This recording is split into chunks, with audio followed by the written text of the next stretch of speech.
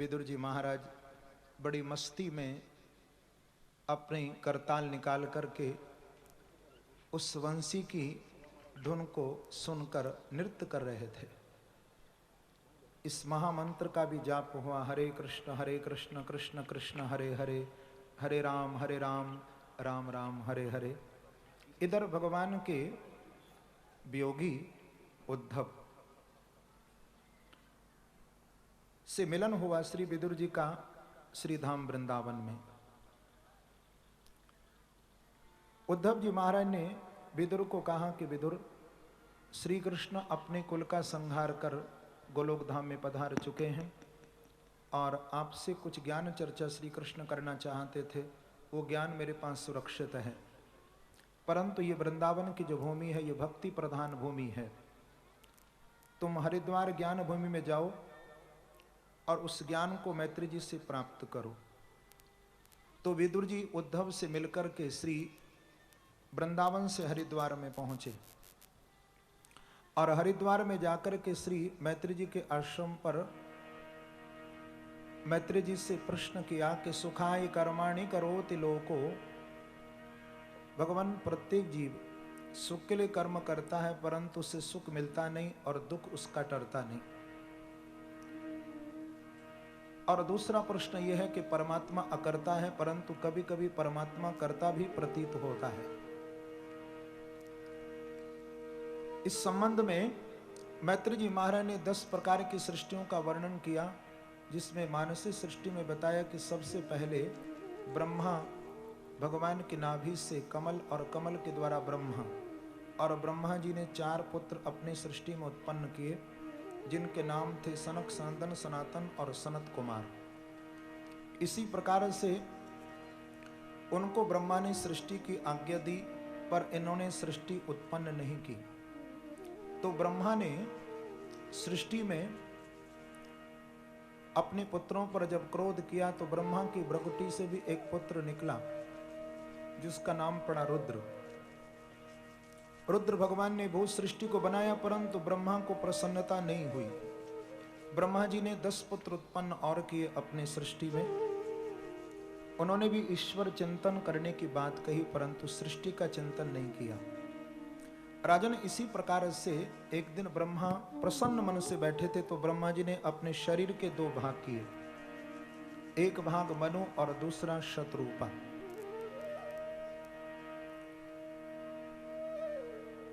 दोनों की सुंदर जोड़ी देखी और दोनों का पाणिग्रहण संस्कार करा करके मनु से ब्रह्मा ने कहा कि बेटा मनु, आप सृष्टि को उत्पन्न करें। तो मनु जी ने कहा कि पिताजी, आपकी सृष्टि जल में है और मेरी सृष्टि को पृथ्वी की आवश्यकता होगी, आप मुझे पृथ्वी लाकर के प्रदान करें। तो ब्रह्मा सोच में पड़ गए। ब्रह्मा को छींक आई और ब्रह्मा की नासिका से कीड़ा निकला।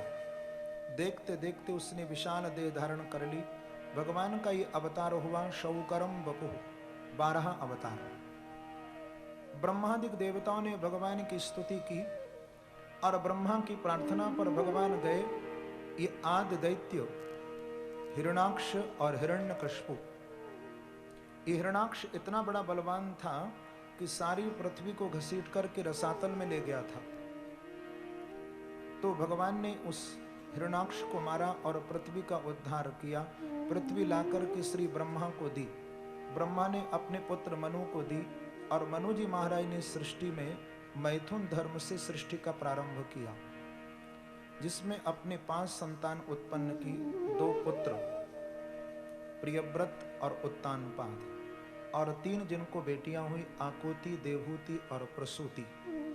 जिन देवहूति का विवाह कर्दम ऋषि के साथ किया, क्योंकि परमात्मा का अवतार कर्दम और देवहूति के घर ही होता है। ये हिरणाक्ष कौन है? हिरण्य कहते हैं सोने को, जिसकी सोने पर आंख लगी हो। ये लोभ का प्रतीक है हिरणाक्ष।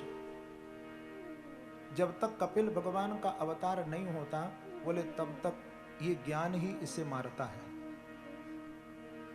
और वो ज्ञान रूपी अवतार कपिल और देवहूति के घर ही होता है। हरे कृष्ण, देवहूति और कर्दम के यहाँ होता है करदम कहते हैं जिसने अपनी इंद्रियों का दमन किया हुआ है, और देवभूति कहते हैं देवान हूयते आहूयते इति देवभूति, जिसके आह्वान करने से देवता भी जिसे दर्शन देने के लिए आ जाते थे। परम साध्वी परम पतिव्रता।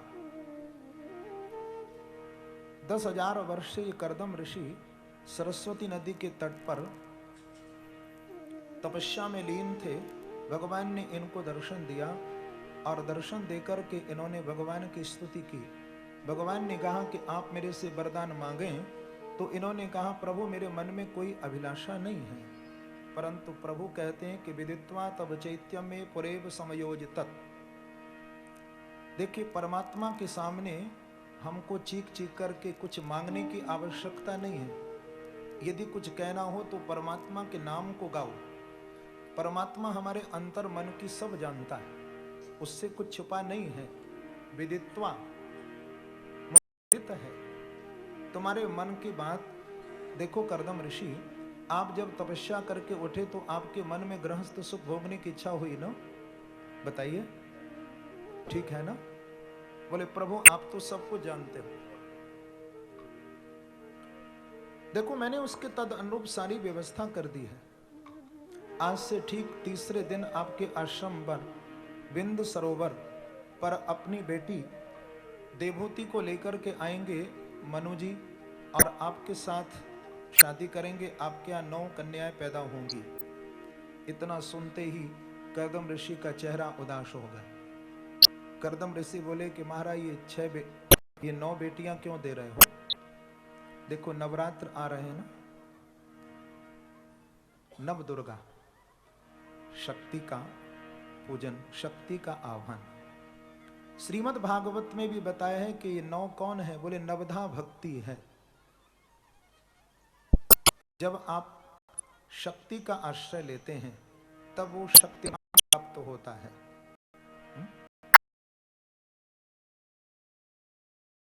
इस प्रकार से जिस घर में नवधा भक्ति हो, जिस व्यक्ति के जीवन में नवधा भक्ति आ जाए, उसके जीवन में परमात्मा का अवतार भी होता है। कि श्रवणम कीर्तनम विष्णु स्मरणम अर्चनम दास्यम सक्षमात्मनिवेदनम। ये नवधा भक्ति है। आज करदम ने परमात्मा को कहा कि प्रभु आपकी कृपा से मुझे जब गृहस्थ सुख मिलेगा तो एक कृपा और करके कि मैं आपके जैसे पुत्र को भी प्राप्त कर लूं। तो भगवान ने कहा कि मेरा जैसा संसार में केवल एक मैं हूं। कि सहाहं स्वां सकलया त्वदबीरेण महामुने तव क्षेत्रे देवहूत्यां प्रणश्ये तत्व संहिता। भगवान ने कहा कि मैं देवहूति के गर्भ से अवतार लूंगा और अपनी मां देवहूति को तत्व संहिता का उपदेश दूंगा। इतना कहकर के भगवान अंतर्धान हुए, अपने आश्रम पर आए हैं करदम ऋषि। और जैसा भगवान ने कहा उसके तद अनुरूप तीसरे दिन मनु जी आए अपनी पत्नी शत्रुपा को लेकर। साथ में देवहूति हैं और देवहूति का विवाह श्री करदम ऋषि के साथ हुआ। पितृभ्याम प्रस्तते साध्वी पतमेंगित कोविदा नित्यम परचरत प्रीत्या भवानी भवम प्रभम। माता पिता के द्वारा जब देवहूति का प्राणिगर करदम ऋषि के साथ हुआ है, के भवानी भगवान शिव की सेवा में संलग्न रहती हैं। इसी प्रकार अपने पति की सेवा की श्री देवहूति ने। एक दिन प्रसन्न होकर करदम जी ने कहा कि देवहूति मैं तेरी सेवा से प्रसन्न हूं, तो मेरे से कुछ मांग। तो देवहूति ने कहा कि जब पति प्रसन्न है तो और पत्नी को क्या चाहिए? बस मुझे सब कुछ मिल गया। आप प्रसन्न हैं मेरी सेवा से? बोले बिल्कुल मैं संतुष्ट हूं। पर देवहूति आप में हमसे कुछ मांगिए। एकांत में दोनों का वार्तालाप हो रहा है, पति और पत्नी का। तो देवहूति ने कहा कि यदि आप प्रसन्न है तो ये वरदान दें, ये कृपा करें कि अभी तक हमारे संतान नहीं हुई है, मेरी संतान की इच्छा है। इतना कहते ही करदम जी महाराज को याद आई कि अरे मुझे तो गृहस्थ में 12 वर्ष निकल गए हुए और अभी तक हमने गृहस्थ में प्रवेश ही नहीं किया। का सत्संग हो रहा था। आज के गृहस्थ को, आज के दाम्पत्य जीवन को इस शिक्षा लेना चाहिए। बोले देखिए 12 वर्ष तक सत्संग हुआ, परंतु तो शादी दूसरे दिन ही सत्संग शुरू हो जाता है। सत्संग बहुत दूर है, शादी कभी कभी तेरे पर भी खटसंग, सत्संग तो बहुत दूर। परंतु देवहूति करदम के जीवन में कितना सत्संग, तो करदम जी महाराज को याद आई कि देवहूति ने जैसे संतान की इच्छा की है, तो प्रियाया प्रिय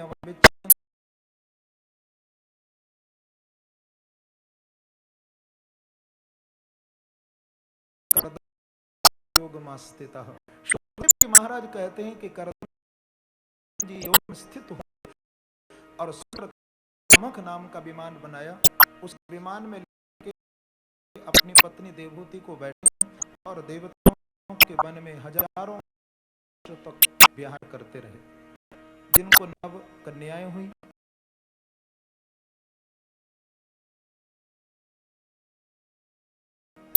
जब 9 बेटियां थी तो करदम जी महाराज अपना ठोक गए। कहां हम संसार चक्कर में पड़ गए, कहां जीवन कितना भजन था। जब चलने लगे तो पत्नी सामने आकर के खड़ी हो गई। बोले महाराज ये बेटियां तो आपने पैदा कर दी, इनकी शादी तो करते जाओ, मैं कहां से इनकी वर की तलाश करूंगी। और एक भी इच्छा पुत्र की और है। जब पुत्र का नाम लिया तो करदम ऋषि को वो दिन की बात याद आ गई। भगवान ने कहा था कि मैं तुम्हारे यहाँ पुत्र बनकर के पैदा होऊंगा। उस बात को याद करके करदम ऋषि ने वो दंड कमंडल फेंक दिया। बिंद सरोवर पर विराजमान हुए। एक दिन करदम ऋषि ने अपने अंदर भगवत आवेश देखा और देवहूति ने गर्भ धारण किया। देवहूति के गर्भ से श्री सुखदेव जी महाराज कहते हैं कि सुंदर मुहूर्त में भगवान का ये ज्ञान अवतार हुआ, जिसे कहते हैं कपिल अवतार। बोलो कपिल देव भगवान की। कपिल भगवान ने अपने पिता को सन्यास की ओर भेजा, परंतु मां को सन्यास की ओर नहीं भेजा। ध्यान देना, क्योंकि सन्यास में जीव को अकेले ही जाना पड़ता है, वहां दो का संग नहीं है, वहां अकेले ही जाना है। हाँ, वानप्रस्थ आश्रम तक पत्नी साथ रह सकती है, परंतु सन्यास में व्यक्ति को अकेले जाना पड़ता है। तो भगवान विचार करते हैं कि अभी मां की आसक्ति संसार में है, मैं मां को सन्यास की ओर नहीं भेजूंगा, मैं इसे तत्व संहिता का उपदेश दूंगा। ऐसा मन में विचार करके प्रभु बिंद सरोवर पर विराजमान थे।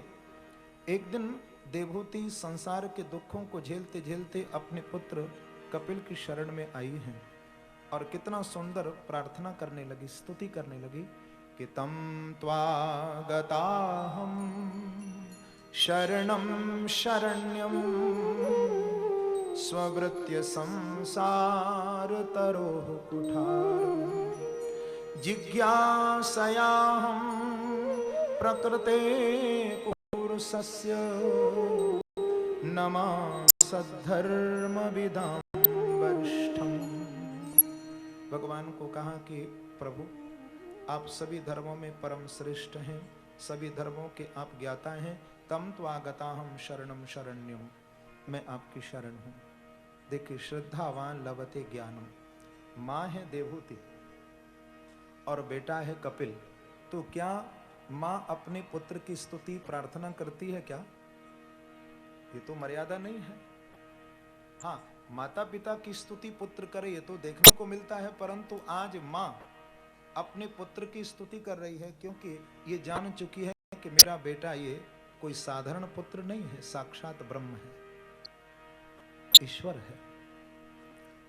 और जब तक श्रद्धा नहीं होती, बोले ज्ञान भी प्राप्त नहीं होता। आप कितना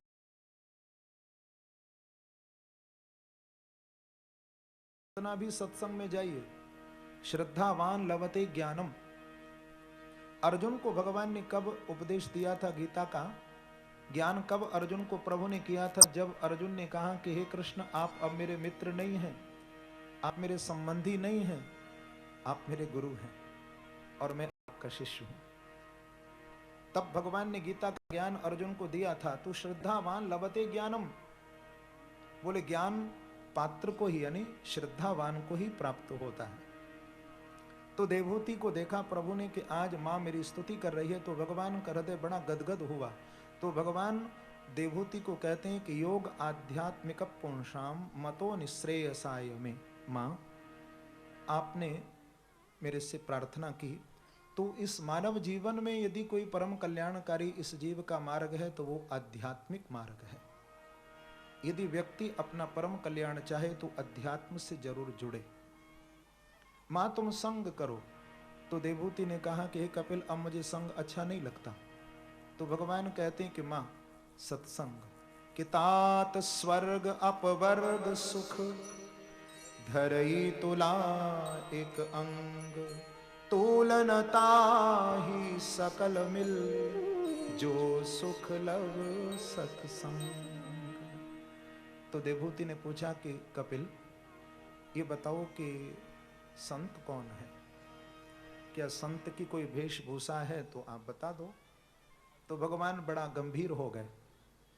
भगवान ने कहा कि मां, संत का वेश नहीं होता, संत का लक्षण होता है।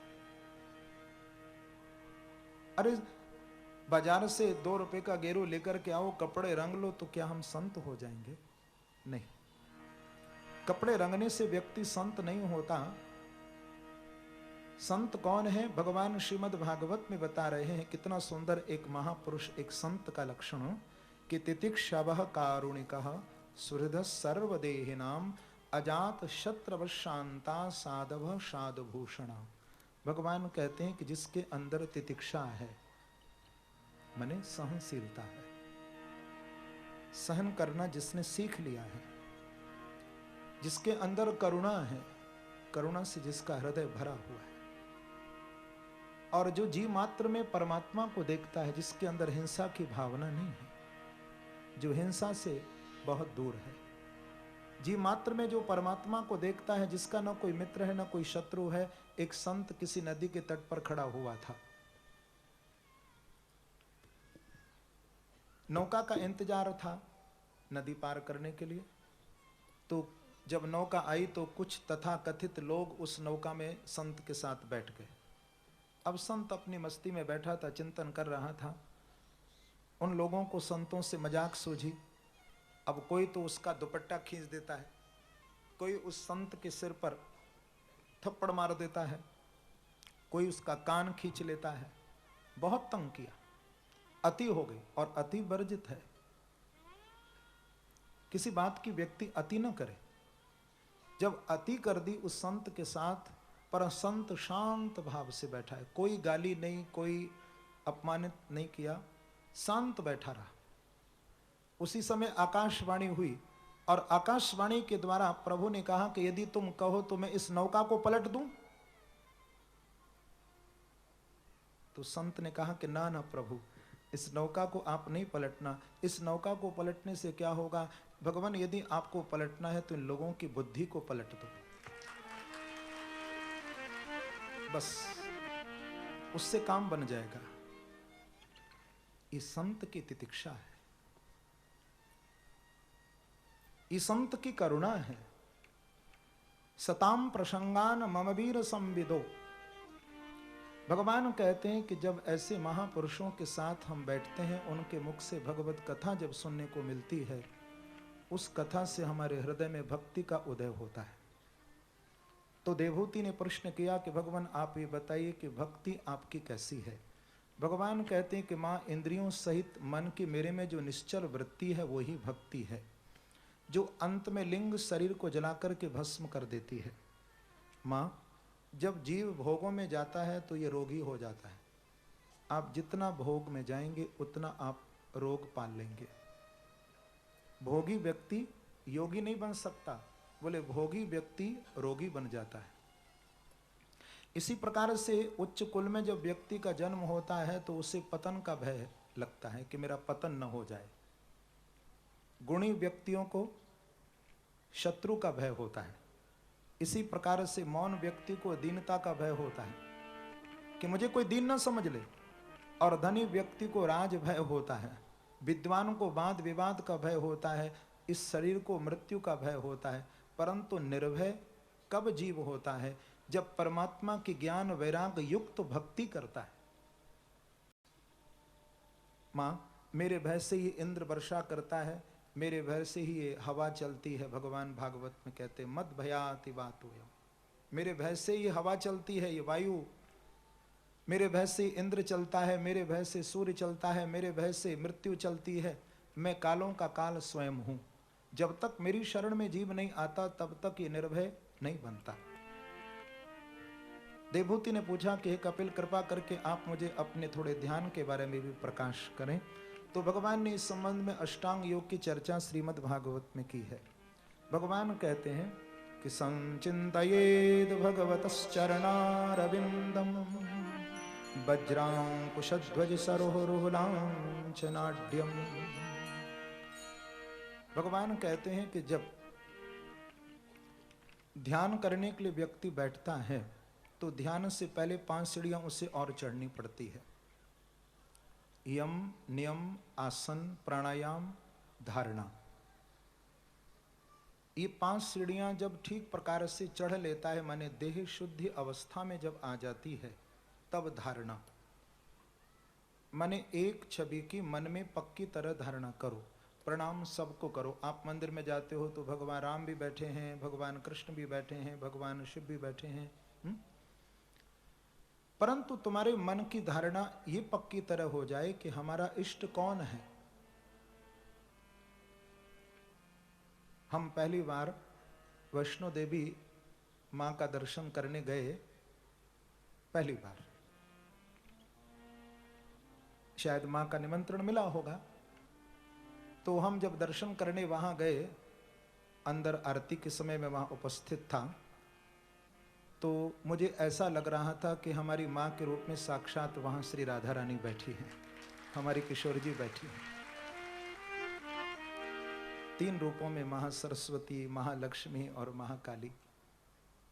रूप अलग हो सकते हैं, परंतु जब पक्की तरह मन में आपकी धारणा हो जाए, जैसे मैंने निवेदन किया, मैं कथा में बताया करता हूँ कि एक बार श्री वृंदावन में रामकृष्ण परमहंस देव जी महाराज आए थे। ये काली के उपासक थे, जिनको 3 बार मां काली का दर्शन हुआ था जीवन में।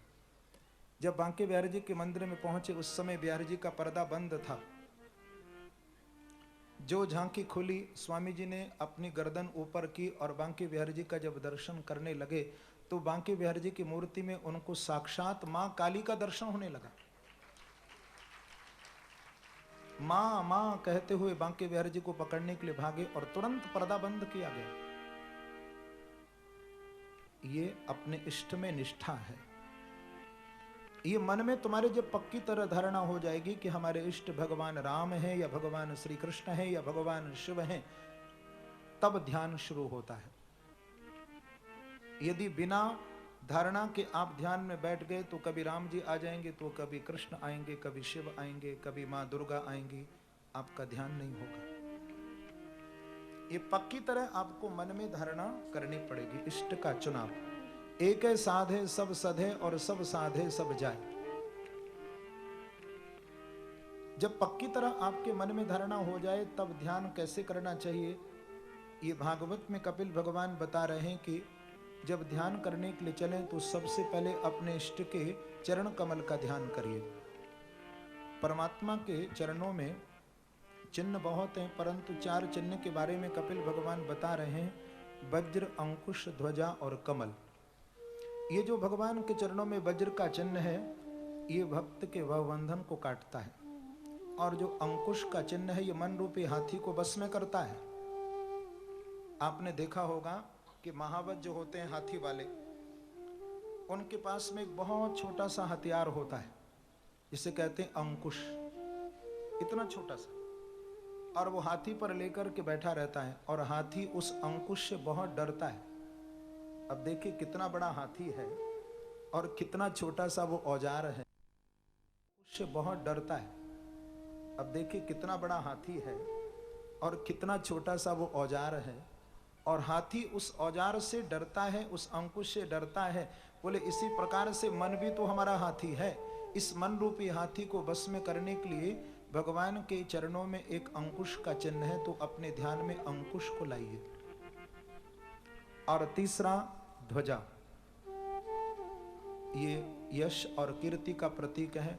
और चौथा चिन्ह भगवान के चरणों में कमल के पुष्प का है। जैसे ये जल से उत्पन्न होता है, कीचड़ में उत्पन्न होता है, परंतु उसका फिर कीचड़ से जल से कोई संबंध नहीं रहता, इसी प्रकार से हमारा भी जीवन हो। इस संसार में तो बहुत गंदगी है, बहुत कीचड़ है विषय वासनाओं की, परंतु जैसे जल में कमल का फूल खिला रहता है, इसी प्रकार से परमात्मा से प्रार्थना करें कि हमारा भी जीवन हो। ये कमल का फूल इसका प्रतीक है।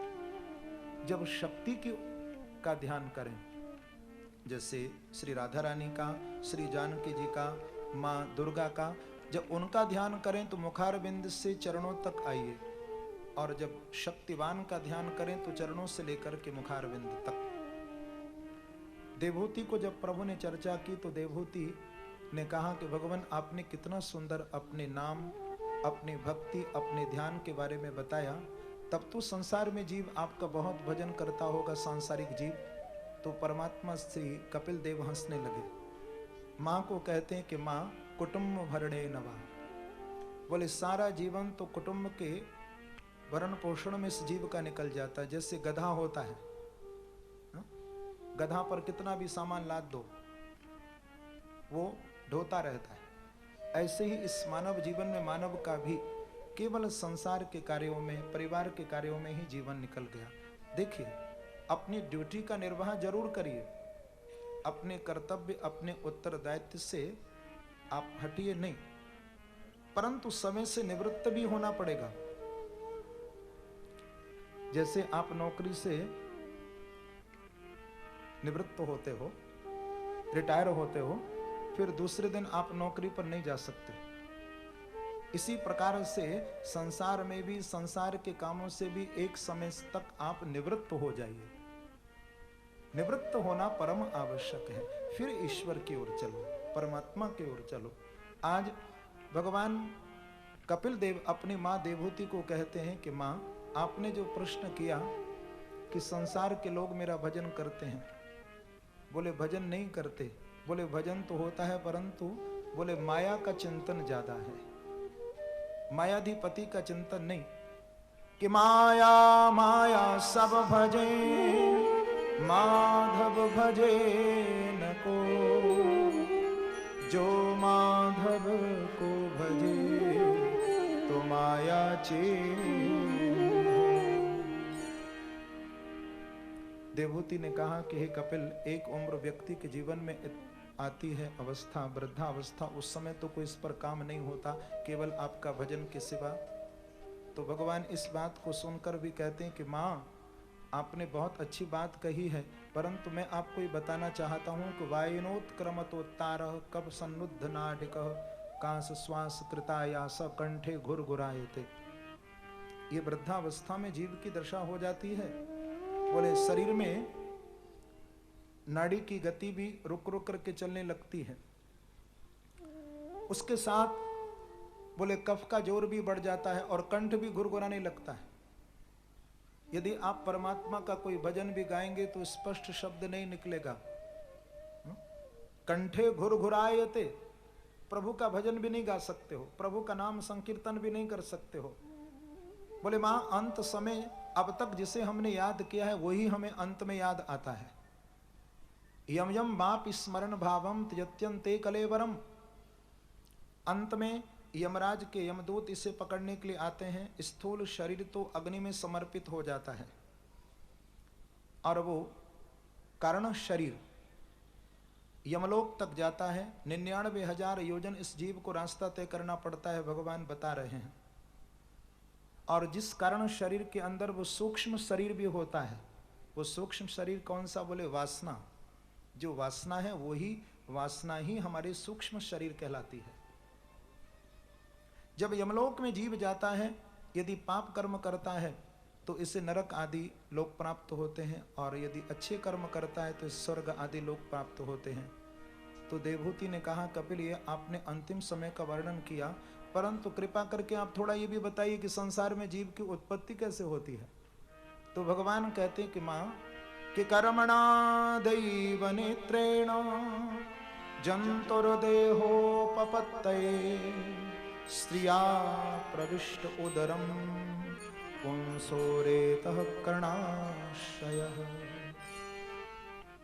जब बारिश होती है तो बारिश के साथ जीवाणु पृथ्वी पर आता है और अन्न में मिलता है। अन्न को स्त्री पुरुष भक्षण करते हैं। ध्यान देना कैसे जीव उत्पन्न होता है, उत्पत्ति जीव की कैसे भागवत में बताई है। अन्न को स्त्री पुरुष भक्षण करते हैं और एक रात्रि में पुरुष के द्वारा स्त्री के उदर में जीवाणु प्रवेश करता है। 5 रात्रि में बबूला के समान आकार होता है, 10 दिन में बेर के समान आकार होता है, और प्रथम महीने में सबसे पहले सिर निकलता है, गोल अंडा बनता है, सिर निकलता है, फिर हाथ पैर आदि का निर्माण होता है दूसरे महीने में, और तीसरे महीने में लड़का है या लड़की फैसला होता है। चौथे महीने में 7 धातुएं लपट जाती हैं। 5वें महीने में जीव को माँ के गर्भ में भूख प्यास लगती है, और 6ठे महीने में जरायु लिपट जाती है शरीर से। जब 7वां महीना माँ को प्रारंभ होता है, बोले तब परमात्मा इसे बुद्धि देता है। 6 महीने तक बुद्धि नहीं मिलती। जब 7वां महीना प्रारंभ होता है, जब इसे बुद्धि मिलती है, तब अपने 100 जन्म के पाप कर्म को याद करता है। भागवत में लिखा है, इसे ज्ञान होता है कि मैं कहाँ हूँ। मूत्र में पड़ा हूँ, वृष्टा में पड़ा हूँ, गंदगी में पड़ा हूँ, नीचे की ओर सिर है, ऊपर की ओर पैर हैं। तब ये जीव परमात्मा से कहता है कि प्रभु आप मुझे इस नरक से बाहर निकालिए। तो भगवान कहते हैं क्या करोगे? अरे फिर वही काम करना है इस नरक में आने का, तो इससे अच्छा तो तू यहीं पड़ा रहे ना, बाहर निकल करके क्या करेगा? तो ये जीव कहता नहीं प्रभु अब की बार मुझे इस नरक से बाहर निकाल दीजिए, मैं आपका भजन करूंगा। तो भगवान कहते हैं अच्छा बार बार तू यही कह करके गया कि मैं आपका भजन करूंगा, आपका भजन करूंगा, ये बता कि दिन और रात्रि में तू मेरा कितनी बार नाम लिया करेगा? तो ये जीव कहता है प्रभु दिन और रात्रि में आपका मैं 26 घंटे नाम लिया करूंगा। भगवान कहते कि यहां भी झूठ बोलने की आदत नहीं गई। दिन और रात में तो 24 घंटे होते हैं, 2 घंटे ज्यादा क्यों? तो ये जीव कहता है प्रभु एक क्षण भी ऐसा नहीं जाने दूंगा जो मैं आपका भजन न करूं। हर श्वास श्वास में मैं आपका नाम जपूंगा। एक स्वस्थ प्राणी अपने 24 घंटे में 21,600 बार श्वास लेता है, तो इतनी बार तो मैं आपका नाम लूंगा ही। तो भगवान कहते हैं कि चलो एक भक्त पैदा हो जाएगा। तो प्रभु ने कृपा कर दी, सुषुम्ना नाड़ी के द्वारा संपर्क टूटा और प्रसूति वायु वेग के द्वारा माँ के गर्भ से जीव का जन्म होता है। एक संत ने कितना सुंदर लिखा उस समय का वर्णन कि छीकत जग में पग दियो और आवत दीनो रोय, जन्म से असुगुन भय तो मंगल के ही विधि हो।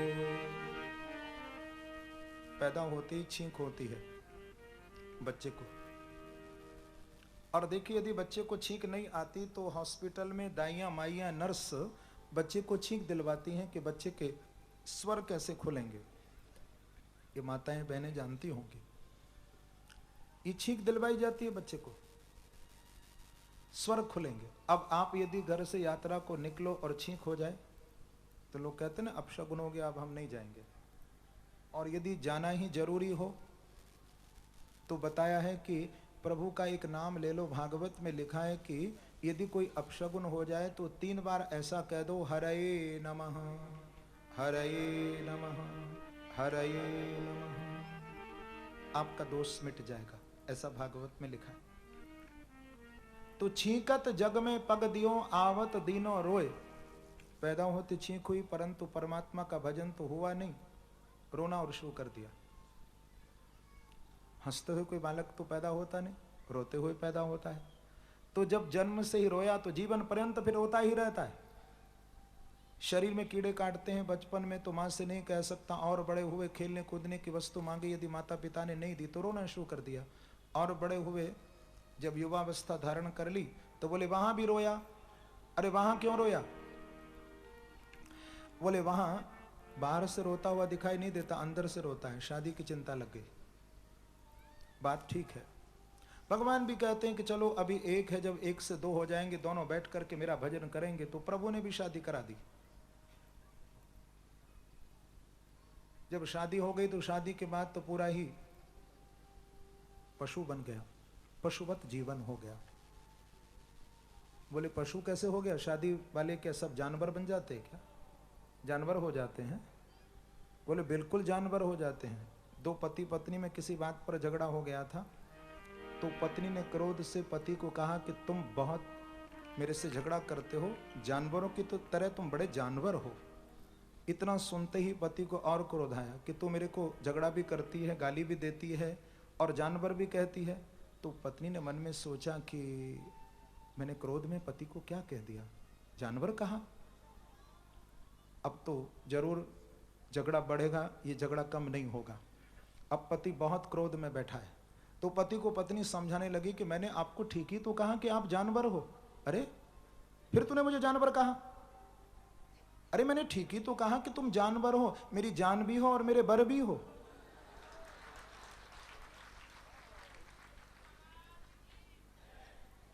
तो शादी से पहले तो थोड़ा भगवान का भजन होता था, परंतु शादी के बाद तो जानवर बन गया। भैया दो पैर वाला कौन होता है? दो पैर वाला होता है मानव, और चार पैर वाला कौन होता है? जानवर। दो अपने और दो घरवाली के। बोलो श्री वृंदावन। भगवान कहते हैं कि माँ उसके बाद तो फिर वृद्धावस्था है। वो मैंने तुझे पहले ही बता दिया। जब प्रारंभिक अवस्था में मेरा भजन नहीं हुआ तो वृद्धावस्था में जैसे एक कुंभकार होता है, एक कुम्हार जब मिट्टी का पात्र बनाता है, यदि कच्चा है, थोड़ा भी टेढ़ा मेढ़ा है तो ठोक पीट करके सीधा कर लेता है। यदि वो मिट्टी का पात्र अग्नि पर चढ़ा दिया जाए और फिर पक जाए, और पकने के बाद यदि वो थोड़ा भी टेढ़ा मेढ़ा होगा, यदि ठोकने के लिए बैठेगा तो पात्र फूट जाएगा, परंतु उसका टेढ़ापन नहीं निकल सकता।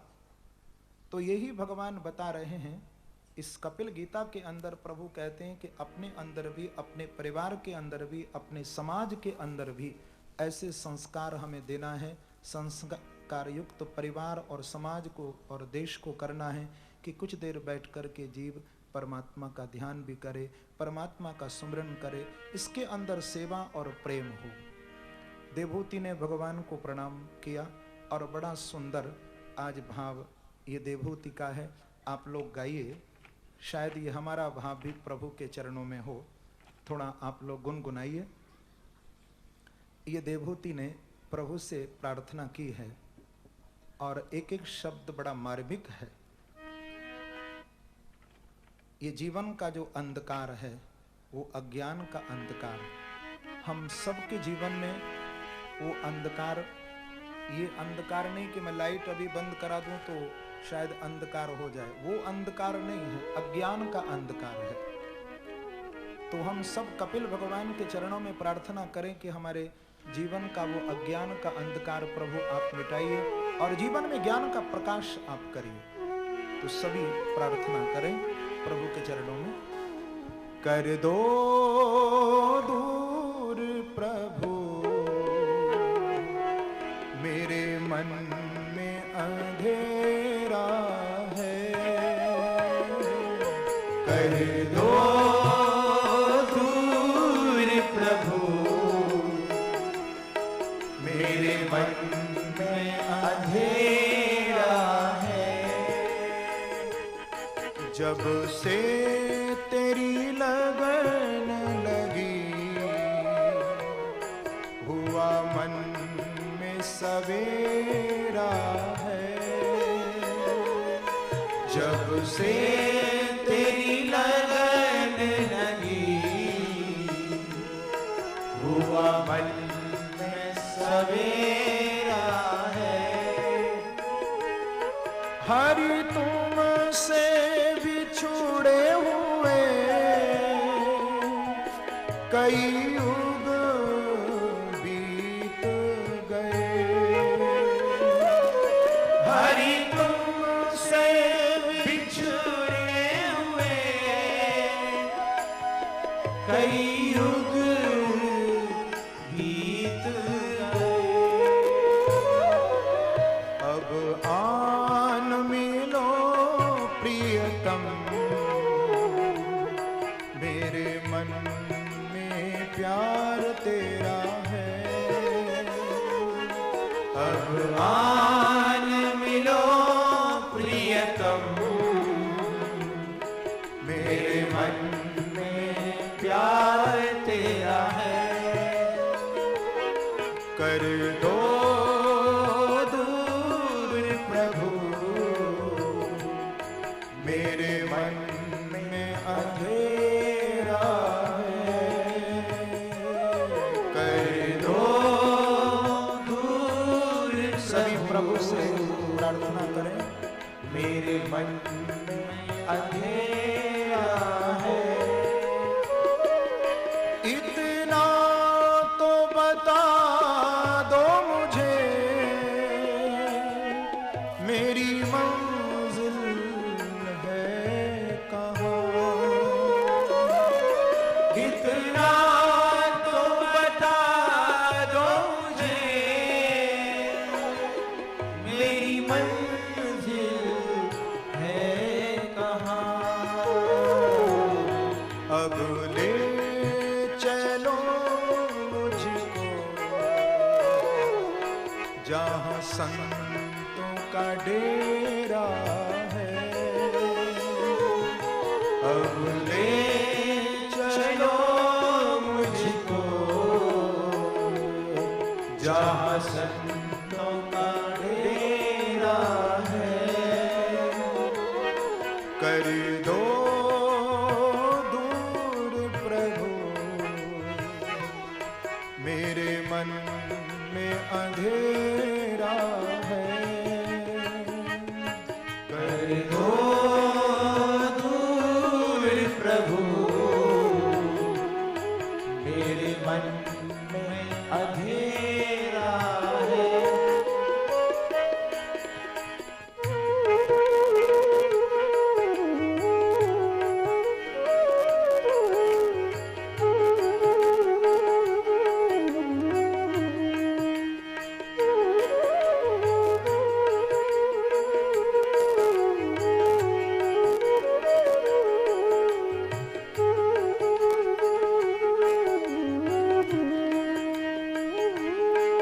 दर्शन पाए बिना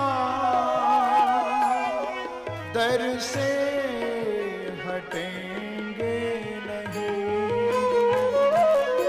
दर्शन पाए बिना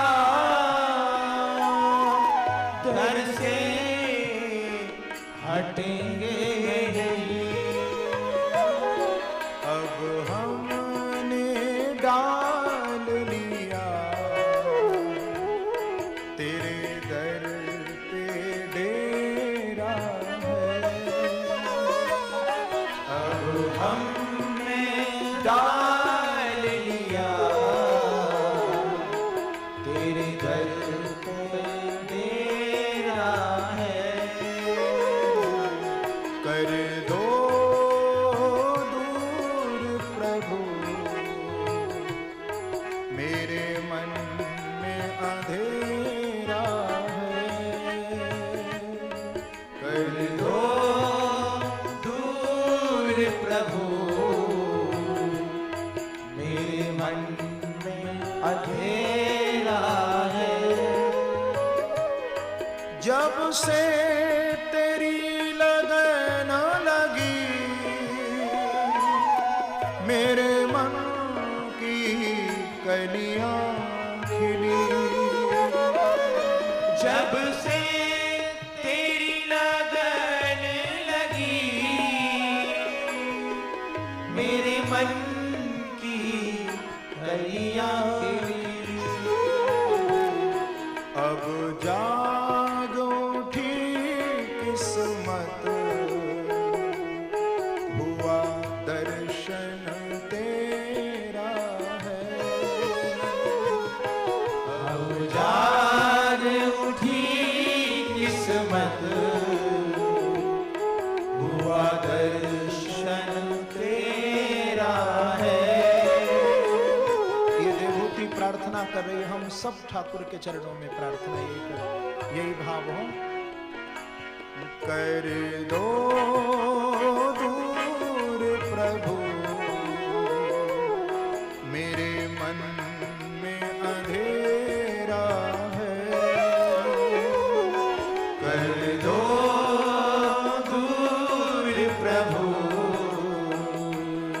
मेरे मन में अंधेरा है। जब से तेरी लगन लगी हुआ मन में सवेरा है।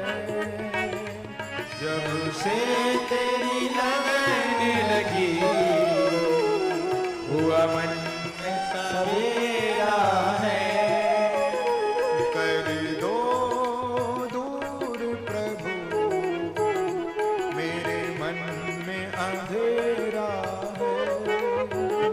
कर दो दूर प्रभु मेरे मन में अंधेरा है। जब से तेरी लगन लगी हुआ मन में सवेरा है। जब से तेरी लगन लगी जय हो। मन में सवेरा है।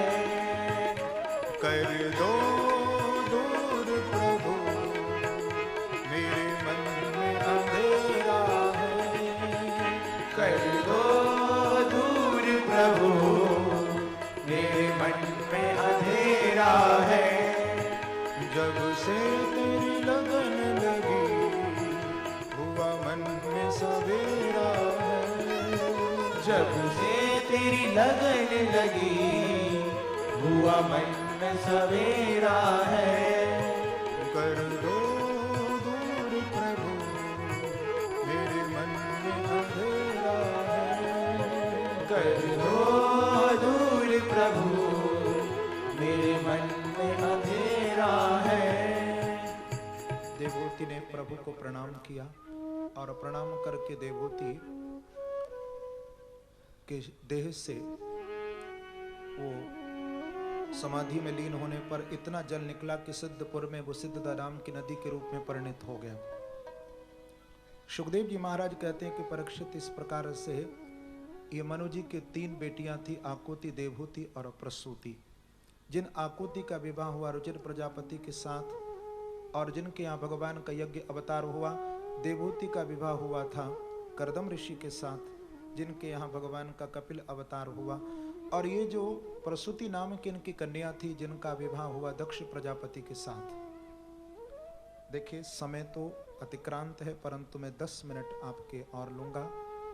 बड़ा सुंदर शिव का ये चरित्र वर्णन करके 10 मिनट में मैं अपनी वाणी को विश्राम दूंगा। आज थोड़ा विलंब हुआ, कुछ केवल 10 मिनट में बड़ा सुंदर ये का चरित्र है। सुखदेव जी महाराज परीक्षित को कहते हैं कि राजन, अपनी आत्मजा सती से महाराज दक्ष बहुत स्नेह किया करते थे, परंतु राजा परीक्षित ने कहा कि भगवान मैंने सुना है कि आपस में भगवान शिव और दक्ष का विरोध क्यों हुआ। सुखदेव जी महाराज कहते हैं कि परीक्षित इस प्रसंग को मैं आपको बता देता हूं।